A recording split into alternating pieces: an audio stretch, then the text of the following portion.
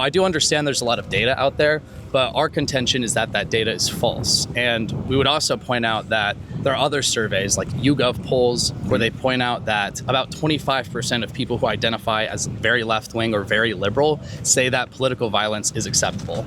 On the right, it's much, much lower than that. I think it's like 4% off the top of my head. So we're not saying everybody on the left supports violence. We're not saying everybody on the left is violent.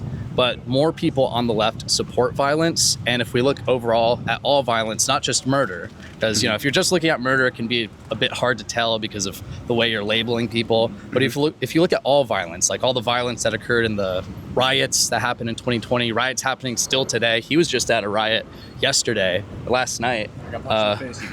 Lots of violence happening.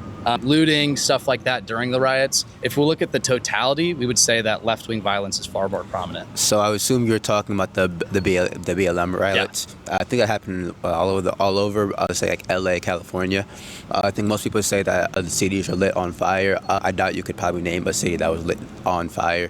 Well, in Minneapolis, for example, there was a 12-story assisted housing complex that was lit on fire, probably mostly black people living in that building, burned to the ground by probably mostly white people that identify with far-left ideologies.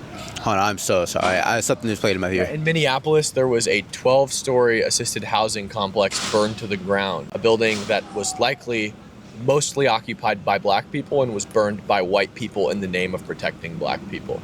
White people who identify with far-left ideologies. Oh, I see. But we can see that riots aren't just, mainly for the left, right? If you enjoy my videos, don't forget to like and subscribe. And if you want to create clips like these fast, try Opus Clips. It's smart, simple, and built for creators.